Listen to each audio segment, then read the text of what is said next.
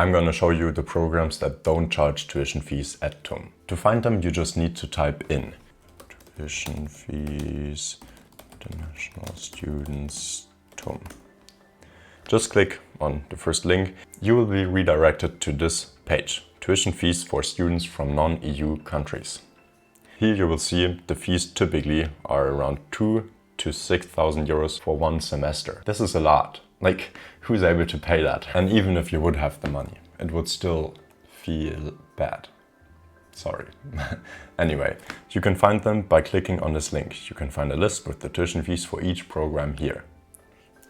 You'll be redirected to this site. Then you will find a list of all of the different bachelor and master's degree programs, and you can just click through them one by one and you'll see, okay, most of them have tuition fees. However, some of them don't have tuition fees. So in theory, you could just go through the whole list of programs and look for the programs that don't charge tuition fee. Or you can just take a screenshot now.